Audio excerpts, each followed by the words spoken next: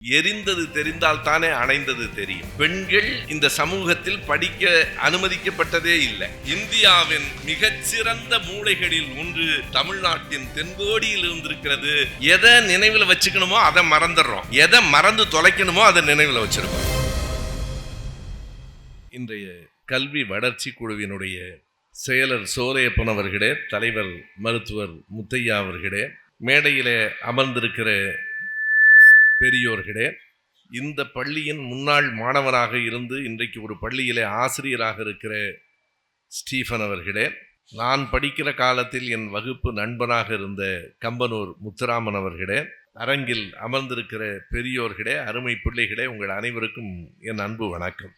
காரைக்குடி, திருப்பத்தூர் என்கிற 2 ஊர்களுக்கு இடையில் அமர்ந்திருக்கிற ஒரு உள்ளார்ந்த ஒரு சின்ன கிராமம். இந்த சிற்றூரில் 100 ஆண்டுகளை கடந்த ஒரு தொடக்க பள்ளியும் 50 ஆண்டுகளை கடந்த ஒரு உயர்நிலை பள்ளியும், அந்த பள்ளிகளுக்கு அள்ளி அள்ளி கொடுக்கிற கொடை உள்ளம் வாய்ந்த பெரியவர்களும் இருக்கிற இந்த நிகழ்வில் கலந்து கொள்வது எனக்கு மகிழ்ச்சி, பெருமை. ஆனால் பிள்ளைகளின் மனநிலை என்னவாக இருக்கிறது என்பது மிகவும் முதன்மையானது. நான் கவனித்து பார்த்துக்கிட்டே இருந்தேன். அண்ணன் கண்ணப்பன் அவர்கள் பேசும்போது, ஐயா சுபீரபாண்டியன் சொல்லுவதற்கு நிறைய செய்திகளோடு காத்திருக்கிறார்னு பிள்ளைகள் கண்களில் ஒரு அச்சம். இந்த ஆள் இப்போதைக்கு விடமாட்டான் போல இருக்க, எப்போ முடிச்சு நம்ம எப்போ கலை நிகழ்ச்சியெல்லாம் பார்க்கறது, அதுவும் சிவபெருமான்லாம் வேற வந்து உட்கார்ந்துருக்கிறாரு, கலை நிகழ்ச்சியை எப்போ பார்க்கறதுன்னு உங்கள் கண்ணில் ஒரு தயக்கம் தெரிஞ்சுது. ஒன்றும் அச்சப்படாதீங்க, நான் ரொம்ப உரையெல்லாம் மாற்றப் போவதில்லை, உங்களோடு உரையாடுவதற்காகவே வந்திருக்கிறேன். சரியா? நான் என்ன பேச போறேன்னு முதல்ல சொல்லிடுறேன். ஒரு சின்ன கதை சொல்ல போறேன். அந்த கதை என்ன சொல்லுகிறதுன்னு சொல்ல போறேன். அதுக்கப்புறம் தான் உங்களுக்கு ஒரு சோதனை இருக்கு. உங்கள்கிட்ட ஒரு 3 கேள்வி கேட்க போறேன். 3 கேள்வி தான். சில கேள்விகள் சின்ன குழந்தைகளுக்கு தெரியாது, பின்னால் இருக்க பெரிய பிள்ளைகள் கண்டிப்பா சொல்லணும் 2 பக்கத்திலையும். சரி, முதல்ல ஒரு கதை. உங்களை மாதிரி ஒரு 50-100 பேர் சேர்ந்து படிக்கிற ஒரு பள்ளிக்கூடத்தினுடைய விடுதி, ஒரு ஹாஸ்டல். அதுல ஒரு பையன் இங்கிருந்து அந்த விடுதிக்கு போய் ஒரு பொருளை எடுத்துக்கொண்டு வர வேண்டும். அந்த பையனுக்கு 2 கண்களும் தெரியாது, பார்வை இல்லாத புள்ள, பிறந்ததுலேருந்து அவனுக்கு பார்வை இல்லை. அவன் அங்கே போகிற போது, ஆனால் அவனுக்கு பழக்கம், நடந்து நடந்து எப்போதுமே பார்வை இல்லாதவர்கள் நம்மை விட புத்திசாலிகளாக இருப்பார்கள். எத்தனை அடி, ஒரு 7 அடி நடந்து வலது பக்கம் திரும்பினால் கதவு வரும் என்று அவர்கள் மூளையில பதிஞ்சு கிடக்கும். சரியா போயிட்டு வந்துருவான். ஆனாலும் பக்கத்தில் இருக்கிறவர்கள் என்ன செய்தார்கள் என்றால், அவன் கையில ஒரு மெழுகுவர்த்தி விளக்கு ஏற்றி கொடுத்தார்கள். அவன் கேட்டான், என்ன கேலி பண்றீங்களா, எனக்கு தான் கண்ணே தெரியாதே, மெழுகுவர்த்தி எடுத்துக்கிட்டு நான் என்ன பண்ண போறேன், எனக்கு பார்வை தெரியாது, வெளிச்சம் தெரியாதுன்னு சொன்னான். மற்றவர்கள் சொன்னாங்க, இல்லை, நாங்க உன்னை கேலி செய்யல, இந்த மெழுகுவர்த்தியும் விளக்கும் எதற்காகன்னா, நீ நிதானமா அங்க போயிடுவேன்னு எங்களுக்கு தெரியும், ஆனால் ஒரே இருட்டாக இருக்கிறது, நீ வருவது தெரியாமல் எதிரில் வருகிறவன் யாராவது உன்னோடு மோதி விடக்கூடும். உன் கையில இந்த விளக்கு இருந்தால் வருகிறவனுக்கு நீ வருவது தெரியும், அதற்காக என்றார்கள். சரி என்று எடுத்துக்கொண்டு போனான். போய் இவ்வளவு தூரம் தான் போயிருப்பான், நம்ம தலைமை ஆசிரியர் அறை வரைக்கும் போயிருப்பான். எதிர வந்த ஒருத்தன் அவன் மேல மோதிட்டான். இவன் கேட்டான், எனக்குத்தான் பார்வை தெரியாது, நீயாவது நான் கையில விளக்கு வச்சிருக்கிறேனே அதை பார்த்து வரக்கூடாதா என்று கேட்டான். அவன் சொன்னான், விளக்கு வச்சிருக்கிறியா, தெரியலையே, ஓ மெழுகுவர்த்தி மட்டும் இருக்கிறது, காற்றுல அந்த சுடர் அணைஞ்சு போச்சு. சுடர் அணைஞ்சு போனது உனக்கு தெரியலையான்னு கேட்டான். எரிந்தது தெரிந்தால் தானே அணைந்தது தெரியும். அவனுக்கு எரிந்ததே தெரியாதல்ல, விளக்கு எரிந்தது தெரிந்தால் தானே எனக்கு அணைந்தது தெரியும் என்று சொன்னான். இந்த கதையில ஒரு சின்ன செய்தி இருக்கு. நீங்க எல்லாரும் இந்த கிராமத்துல பிறந்து இங்க படிக்க வந்திருக்கீங்க இல்லையா, உங்கள் கைகளில் கொடுக்கப்படுகிற மெழுகுவர்த்தி வெளிச்சம்தான் கல்வி, அதுதான் படிப்பு. எல்லோருக்கும் கல்வி தரப்படுவது பாதை தெரிந்து நாம் பயணப்பட வேண்டும் அப்படிங்கிறதுக்காக. அந்த வெளிச்சம் நமக்கு மட்டும் இல்லை, நாம் பெறுகிற கல்வி மற்றவர்களுக்கும் பயன்பட வேண்டும். நமக்கு மட்டுமல்ல, நம்ம படிக்கிற படிப்பு நமக்கு மட்டுமல்ல, நன்றாக படித்தால் அந்த படிப்பு இந்த ஊருக்கும் உதவும். நீங்க நினைச்சு பாருங்க, இந்த ஊர்ல இருக்கிற பெரியவர்கள் எல்லாம் இந்த பள்ளிக்கூடத்துக்கு பணம் கொடுக்கிறான். எதற்காக கொடுக்கிறார்கள்? அவங்க எல்லாம் படிச்சுட்டாங்க. இப்ப குகன் எல்லாம் வெளிநாட்டுல வேலையில இருக்கிறார். இந்த ஊர்ல இருக்கிற இந்த சின்ன பள்ளிக்கூடத்துக்கு ஏன் கொடுக்கணும்னா, நம்ம படிச்சுட்டோம், இந்த ஊர் எப்பமாவது கேடு கெட்டாவது கெட்டு போகுதுன்னு நினைக்காம, நான் படித்தேன், என் பிள்ளை படிக்கணும், என் பேரன் படிக்கணும், இந்த மண்ணில் பிறக்கிற பிள்ளைகள் எல்லாம் படிக்கணுங்கிறதுக்காக கொடுக்கிறார். அதுதான் அந்த கையில் ஏந்திய விளக்கு. அதை தாண்டி இன்னும் ஒரே ஒரு செய்தி சொல்றேன். அந்த சுடர் அணைஞ்சு போச்சு. என்ன பொருள்னா, விளக்கை வைத்து கொண்டால் மட்டும் போதுமானதில்லை, அதில் சுடர் இருக்கிறதா என்று அறிந்து கொள்ள வேண்டும். அவனுக்கு கண் பார்வை இல்லை, நமக்காவது தெரியணும். இந்த சுடர் எரிந்து கொண்டே இருக்கிறதுங்கிறதுக்கு என்ன பொருள்? முன்பெல்லாம் ஒரு ஊரில் படித்த பிள்ளைகள் இருக்க மாட்டாங்க. அதுலேயும் ஆசிரியர்களெல்லாம் இங்கே அமர்ந்திருக்கிறார்கள். பெண்கள் இந்த சமூகத்தில் படிக்க அனுமதிக்கப்பட்டதே இல்லை. ஒரு பொண்ணு வயசுக்கு வந்த உடனே பள்ளிக்கூடத்துக்கு போறதை நிறுத்திடுவாங்க. ஒரு ஊரிலேயே கொஞ்சம் பேர் தான் படிச்சிருப்பாங்க. ஆனால் இன்னைக்கு எந்த ஊர்லையாவது எந்த வீட்டிலையாவது படிக்காதவங்க இருக்கிறாங்களா? இந்த வீட்டில் 5 பிள்ளைகள் இருக்காங்கன்னா 5 பேரும் படிக்கிறாங்க, அத்தனை பேரும் படிக்கிறோம். பிறகு என்ன வேறுபாடு? எப்படி கேள்வி கேட்கறது? முந்திலாம் என்ன கேட்பாங்கன்னா, இவர் படிச்சவரா படிக்காதவரா? இப்ப அப்படி கேள்வியே இல்லை, எல்லாரும் படிச்சவன்.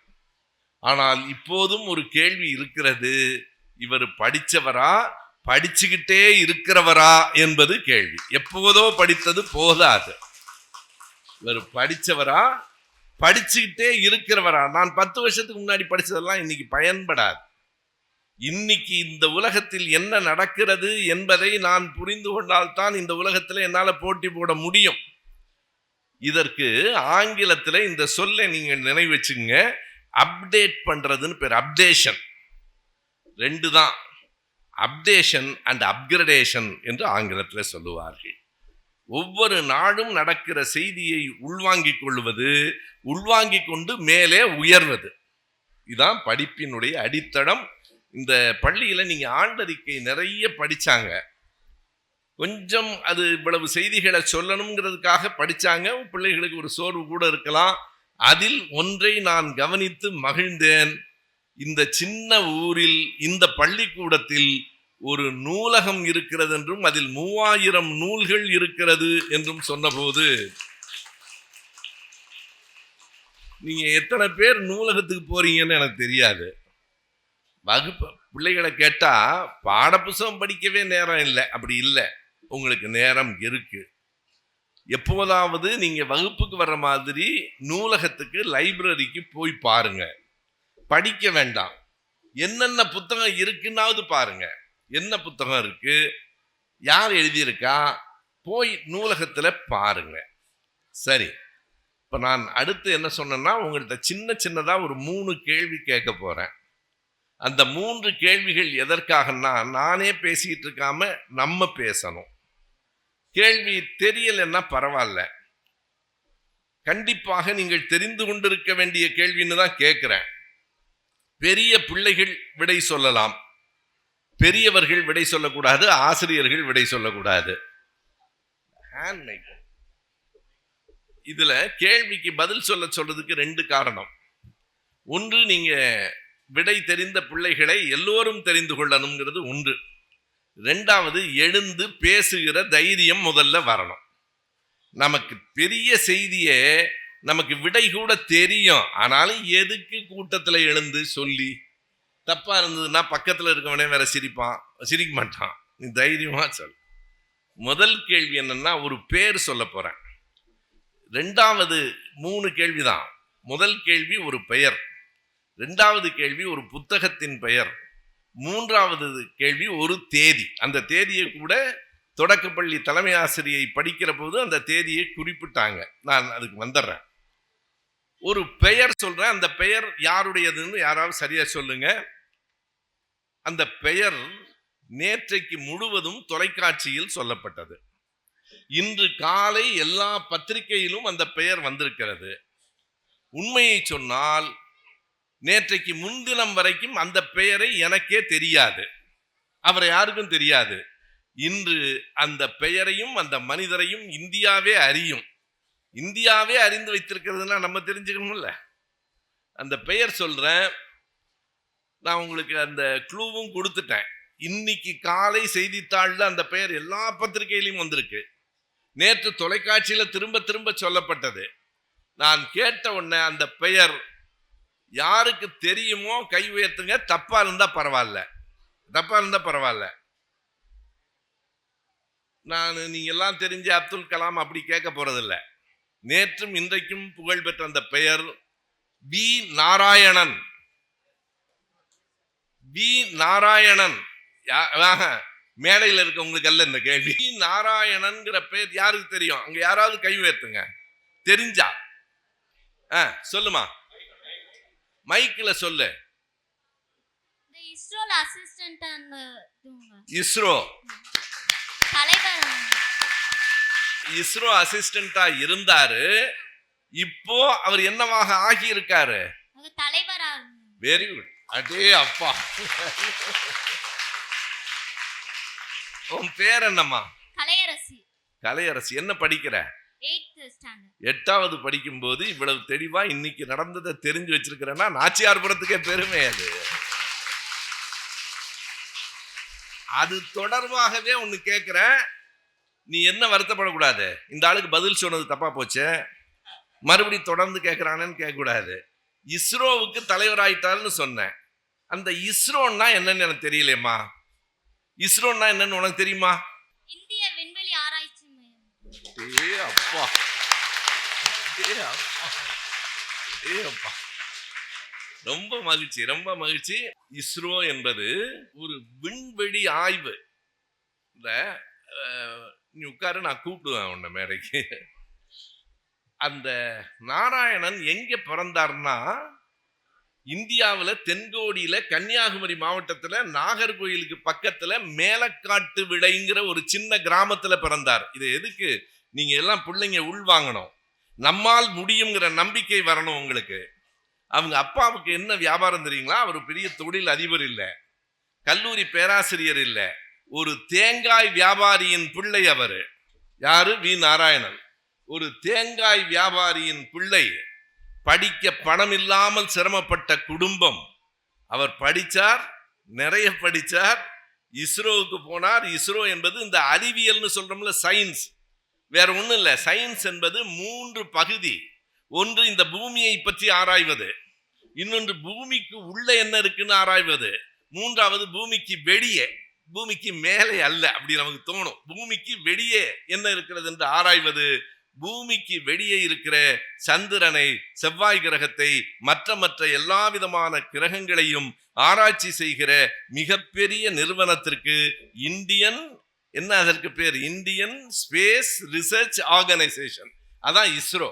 இந்த 4 சொற்கள்ல இருக்கிற இந்திய விண்வெளி ஆராய்ச்சி நிலையம், அந்த நிறுவனம், அதற்கு அவர் இன்றைக்கு தலைவராக தேர்ந்தெடுக்கப்பட்டிருக்கிறார். அது 1962 பேசப்பட்டது.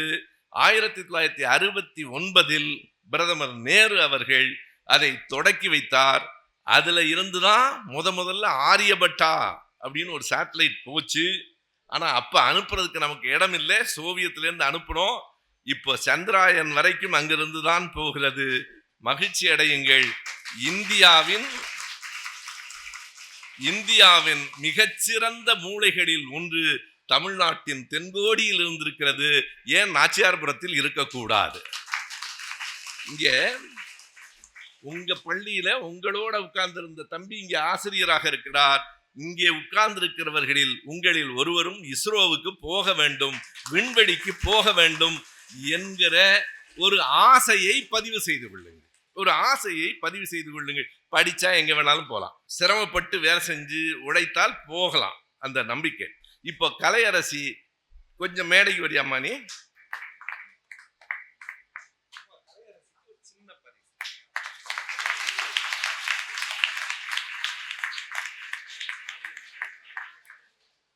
நாச்சியார்புரம் கூட இல்லை, பக்கத்துல இருக்கிற சிராவையல் புதூர்னு ஒரு சின்ன கிராமம். எனக்கே வெக்கமா இருக்கு, சிராவையல் புதூர்ல பிறந்த புள்ள இவ்வளவு இன்னைக்கு காலையில வந்தத. இதற்கு தான் அப்டேஷன் என்று பெயர். எல்லாம் படிங்க, பேப்பர் படிங்க, தினமும் என்ன முக்கியமான செய்திகளை படியுங்கள். நல்லது, மகிழ்ச்சி. அடுத்த கேள்வி. இப்போ உங்களுக்கெல்லாம் ஒரு செய்தி தெரிஞ்சிருக்கும். அடுத்த கேள்வி சரியா சொல்றவங்களுக்கும் ஒரு பேனா உண்டு, சரியா? வேற ஒண்ணும் இல்லை, ரொம்ப சாதாரண கேள்விதான். அடுத்தது, யார் முதல்ல கை தூக்குறீங்கிறது முக்கியம். 3 திருக்குறளையாவது உடனே சொல்லக்கூடிய பிள்ளைகள் கை தூக்கணும். 3 தான். 1 2 எப்பா அந்த 3. ஏன்னா பசங்கள்ல ஒருத்தவங்க கூட கை தூக்கலன்னு பார்த்தேன். நன்று.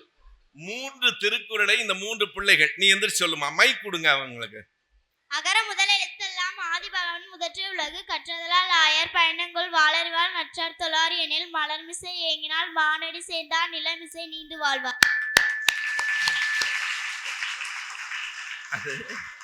அந்த பாப்பா சொல்ற வேகத்தை பார்த்தா விட்டா 10 சொல்லிடும் போது, மனப்பாடமா தெரியுது.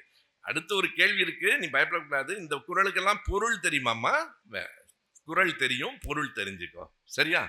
உட்கார. 2வது, இங்க யாரு கை தூக்குனது சொல்லுமா? 3 குறள் சொல்லணும். விண்ணின்று பொய்ப்பின் விருநீர் வியனுலகத்து உள்நின்று உயற்றும் பசி, செயற்கரிய செய்வார் பெரியர் சிறிய செயற்கரிய செய்களாதார். அகர முதல எழுத்தெல்லாம் ஆதிபகவன் முதற்றே உலகு. இந்த பிள்ளைகளுக்கு மட்டுமில்லை, இந்த பள்ளிக்கும் ஆசிரியர்களுக்கும் பாராட்டு. உண்மையாக, அல்லது சொல்லிக் கொடுத்தது பெற்றோர்களாக இருந்தால் பெற்றோர்களுக்கு பாராட்டு. ரொம்ப எளிதா பாருங்க, கடவுள் வாழ்த்து சொன்னா அடுத்தது வான் சிறப்ப இந்த பாப்பா. தம்பி நீ சொல்ற, அதாவது ஒரு பையனாவது சொல்லிடுவேன்னு ஒரு நம்பிக்கை. சொல்லு. மலைமிசையை நான் மானடி சேர்ந்தார் நிலமிசை நீண்டு வாழ்வார். அகர முதல எழுத்தெல்லாம் ஆதி பகவன் முதற்றே உலகு, கற்றனால் ஆய பயனின்கோள் வாளறிவன் நற்றால் தொழாரினி. அந்த பொண்ணு சொன்னதை கேட்டு சொல்லல, அது தெரிஞ்ச 3 அதே குறள் தான்.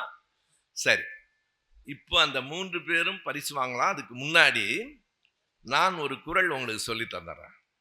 சின்ன குறள், எல்லாருக்கும் தெரிந்த குறள். ஆனால் அந்த குறளுக்கு எவ்வளவு ஆழமா பொருள் இருக்குன்னு நமக்கு தெரியாது, அந்த குறள் மட்டும் தெரியும். நான் சொன்னால், நான் தொடங்கினா நீங்க முடிச்சிருவீங்கன்னு நம்புறேன். நன்றி மறப்பது நன்றன்று. மகிழ்ச்சி. நன்றி மறப்பது நன்றன்று, நன்றல்லது அன்றே மறப்பது நன்று. இந்த குறளுக்கு நான் சொல்ற பொருள் நினைவு வச்சுக்கணும். எவ்வளவு நாள் நினைவு வச்சுக்கணும் தெரியுமா? இங்கேருந்து படிச்சு, நீங்க கல்லூரியெல்லாம் படிச்சு ஒரு 30 வருடங்களுக்கு பிறகு கேட்டாலும் ஒரு ஆள் வந்து இந்த மாதிரி ஒரு குறள் சொல்லி கொடுத்துட்டு போனாரு, அது இன்னும் மனசுல இருக்குன்னு சொல்லணும். நன்றின்னா நம்ம என்ன நினைக்கிறோம்னா, யாராவது ஒருவர் நமக்கு உதவி செய்தார், அவருக்கு நாம் நன்றி சொல்லுவது தேங்க்ஸ் அப்படின்னு நினைக்கிறோம். அது இல்லை. வள்ளுவர் காலத்தில் நன்றி என்கிற சொல்லுக்கு அடிப்படையான பொருள் வந்து நல்லதுன்னு தான் அர்த்தம், நன்மை. அதனால்தான் நான் அதை பத்தி இப்ப விரிவா சொல்லல. தந்தை மகற்காற்றும் நன்றி, மகன் தந்தைக்காற்றும் உதவி அப்படின்னு சொல்லுவார். அதை நம்ம வேண்டாம். நன்றி என்றால் நல்லது. வள்ளுவர் என்ன சொல்லி கொடுக்கிறாருன்னா, நன்றி மறப்பது நன்றன்று. வாழ்க்கையில் நடந்த நல்லதை ஒரு நாளும் மறந்துவிடக்கூடாது. ஏதாவது வாழ்க்கையில கெடுதல் இருந்தா அதை மறந்துருங்க. அதையே நினைத்து கொண்டிருந்தால் உங்களால் அடுத்த வேலையை செய்ய முடியாது. ரொம்ப பேர் நமக்கு நினைவாற்றல், ஞாபக சக்தியும் இருக்கு, மறதியும் இருக்கு. என்ன கோளாறுனா, எதை நினைவில் வச்சுக்கணுமோ அதை மறந்துடுறோம், எதை மறந்து தொலைக்கணுமோ அதை நினைவில் வச்சிருக்கோம். அதான் நமக்கு இருக்கிற பிரச்சனையே. வாழ்க்கையில பல பேர் எதெல்லாம் அவனுக்கு கெடுதல் நடந்ததோ, யாரெல்லாம் கெடுதல் பண்ணானோ அவனெல்லாம் நினைவு வச்சிருக்கான், யார் உதவி பண்ணானோ அவனை மறந்துடுறான். பொதுவாகவே நீங்க வச்சுங்க, வாழ்க்கையில் நல்லதும் கெட்டதும் சேர்ந்துதான் நடக்கும். நம்ம வாழ்த்தும் போது துன்பமே இல்லாமல் அப்படிலாம் வாழ முடியாது. இன்பம் துன்பம் எல்லாம் சேர்ந்து தான் வரும். நம்ம என்ன செய்யணும்? நல்லதை நினைவில் வச்சுக்கணும். கெட்டதை எப்ப மறக்கணும்? அப்பவே மறந்துடணும். நன்றி மறப்பது நன்றன்று, நன்றல்லது அன்றே மறப்பது நன்று. இந்த குறள் உங்களுக்கு எல்லாம் தெரியும். இந்த பொருளோடு சேர்த்து நினைவு வைத்துக் கொள்ளுங்கள். பாப்பா, உன் பேர் என்னம்மா? முதல்ல 3 குறள் சொன்னீங்க. சுகாசினி, என்ன படிக்கிறமா? மேலப்பா, நீ சொல்லுமா. உன் பேர் சொல்லு. கவிக்குயிலா? அட்டே அப்பா. ஏன்னா இப்பெல்லாம் நல்ல தமிழ் பேரை கேட்கவே முடியல. பேர் என்ன? சுபாஷிகா. அதை புரிஞ்சுக்கவே கொஞ்சம் நேரம் ஆகுது. கவிக்குயில். என்ன படிக்கிற? 6th. தம்பி சொல் ராஜா. உன் பேரு? நிதிஷ்குமார். நிதிஷ்குமார். திடீர்குமார். ரைட். நிதிஷ் எனக்கு திடீர் குமார் மாதிரி கேட்டுச்சு. என்னடா திடீர் காஃபி மாதிரி. என்ன படிக்கிற கண்ணே? 7th. 3 பேரும் மேடைக்கு வாங்க.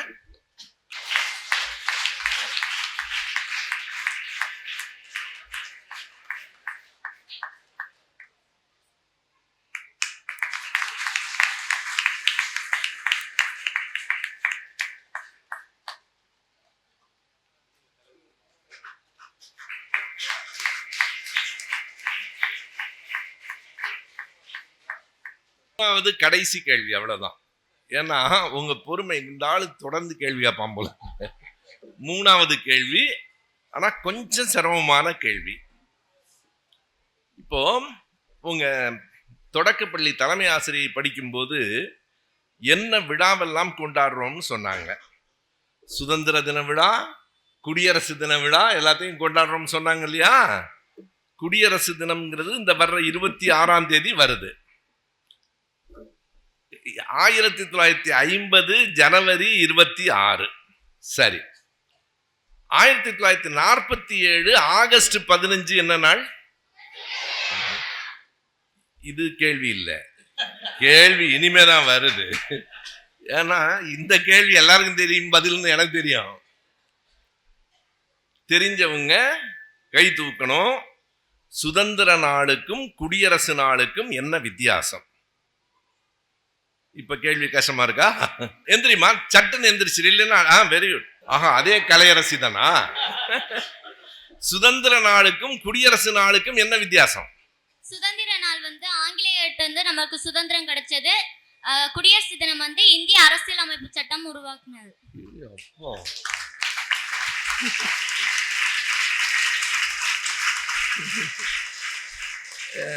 கலையரசி உண்மையிலேயே என்ன மிரட்டுற. சரி, இப்ப அடுத்து இதுக்கு தொடர்ச்சியான ஒரு கேள்வியை சொன்னீங்கன்னா இன்னொருத்தர் பரிசு வாங்கலாம். சுதந்திரம் வந்தது 47. குடியரசு நாள் இந்திய அரசமைப்பு சட்டம் வந்தது 50 ஜனவரி. அப்ப நடுவுல 2.5 வருஷம் இந்தியா எந்த சட்டமும் இல்லாமல் இருந்ததா? 47ல விடுதலை வந்துருச்சு. 50ல தான் சட்டம் வருது. நீ கலையரசி வேண்டாம், வேற யாராவது ஒருத்தர். எனக்கு பயமா இருக்கு, நீ சொல்லிடுவேன்னு நினைக்கிறேன். விடுதலை வந்தது 47, சட்டம் வந்தது. வாடா கண்ணு சொல்லு. 2 வருஷம் சட்டம் இல்லாம தான் சார் இருந்துச்சு. சட்டம் இல்லாம தான் இருந்துச்சு. இல்ல, தப்பு. சட்டம் இல்லாம ஒரு நாடு இருக்க முடியாது. ஏன்னு கேளு. சட்டம் இல்லாம இருக்கும்போது நீங்க போற போது ஒருத்தன் நீ அற விட்டேன்னு வையே, அவன் யார்கிட்ட போய் சொல்லுவான்? சட்டம் தான் இல்ல இல்ல, சட்டம் இருக்கும்போதே அற விடுறானுங்க. சட்டம் இருந்துச்சு. யாராவது 47க்கும் 50க்கும் இடையில் இந்தியா. நீ ஸ்டூடெண்ட் தான், சொல்லு. மைக் கொடுங்க. சரியான விடை மாதிரி தெரியுது. பிரிட்டிஷ் அரசி சட்டம், அந்த சட்டத்துல ஆங்கிலேயர்கள்ட்ட. ஆங்கிலேயர்கள் தான் இருந்துச்சு. ஓ, ரெண்டும் சரி. இப்ப 2 பேர்ல யாருக்கு பரிசு கொடுக்கணும்னு ஒரு கேள்வி இருக்குல்ல. என்ன சிக்கல்ல மாட்டீங்க பாருங்க. இப்போ எனக்கு கரெக்டா சொல்லுங்க, ஆங்கிலேயர்களின் எந்த ஆண்டு சட்டத்தை வைத்திருந்தார்கள்? தெரியல தம்பி, தெரியுதா? யாராவது? ஆங்கிலேயர்களின் சட்டம் இருந்தது. ஆங்கிலேயர்கள் எந்த ஆண்டு கொண்டு வந்த சட்டம் 50 வரைக்கும் இருந்துச்சு? ஏதாவது ஒரு ஆண்டு சொல்லுங்க, கரெக்டா வந்தாலும் வந்துடும். 1935.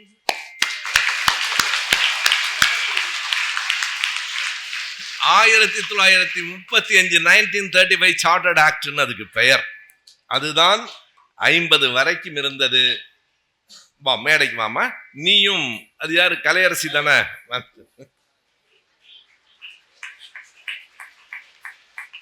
3 கேள்வி தானே சொன்னீங்க, முடிஞ்சிருச்சு, மறுபடியும் பேசுறீங்கன்னு கேக்குறியா? முடிச்சிடுறேன். ஒரு செய்தியை சொல்லிட்டு முடிச்சிடுறேன். இந்த பரிசு பெரிய செய்தி அல்ல, இது சாதாரணம். நீங்க தொடர்ந்து படித்தால், தொடர்ந்து உழைத்தால் இன்னும் எத்தனையோ பரிசுகள் உங்களுக்கு வரும். இது ஒரு மதிப்பு, இது ஒரு மரியாதை. மேடையில இவ்வளவு பேருக்கு இடையில் உங்களுக்கு கிடைத்திருக்கிற மரியாதை, இது மறுபடியும் படிக்கணும், பரிசு வாங்க வேண்டும் என்கிற எண்ணம் வரும். ஒரு செய்தியை சொல்லிடுறேன். 1947 சுதந்திரம் வந்துருச்சு. இப்ப ஜனவரி 26 நம்ம குடியரசு கொண்டாட போறோம். 2.5 வருடம் எந்த சட்டம் இருந்ததுன்னு சரியா சொல்லிட்டீங்க. ஆனால் எதை கவனத்தில் வைத்துக் கொள்ளணும்னா, ஆங்கிலேயர்கள் போவதற்கு முன்னாடியே இந்தியாவுக்கு சட்டத்தை உருவாக்குகிற குழு கொண்டு வரப்பட்டது. 46 டிசம்பர் 9. அந்த குழுவுக்கு யார் தலைவர்? அந்த குழு, இந்தியாவுக்கான சட்டத்தை உருவாக்கிய குழுவுக்கு யார் தலைவர்? அம்பேத்கர். அம்பேத்கர் தான் அந்த சட்டத்தை நமக்கு உருவாக்கி. எதுக்காக அம்பேத்கர் பேரை கேட்டோம்னா, எங்கேயோ ஒரு கிராமத்துல படிக்க கூடாது என்று சொல்லி ஒடுக்கப்பட்ட சாதியில் பிறந்த அம்பேத்கர் தான் இந்தியாவில் எவனை காட்டிலும் கூடுதலாக படித்து உயர்ந்தார். நீங்க அம்பேத்கரை பற்றி, பெரியார் பற்றி எல்லாம் படிக்கணும். சொல்லும் போது ஐயா சொன்னாங்க, இந்த ராஜகோபுரம் கும்பாபிஷேகத்துக்கு நீங்க உதவணும், உங்களுக்கு வேற கருத்து இருந்தாலும் என்னால் முடியுமானால் கண்டிப்பாக உதவுவேன், ஆனால் கும்பாபிஷேகத்துக்கு மட்டும் வரமாட்டேன்னு சொல்ல. அதையும் சேர்த்தே சொல்லிட்டேன். நல்லது, படியுங்கள். 1946 ஒரு குழு அமைத்து ஏறத்தாழ 3 ஆண்டுகள் அந்த குழு தொடர்ந்து உழைத்து 395 பிரிவும் 8 ஷெட்யூலும் கொண்ட பெரிய இந்திய அரசமைப்பு சட்டத்தை நமக்கு தந்திருக்கிறார்கள்.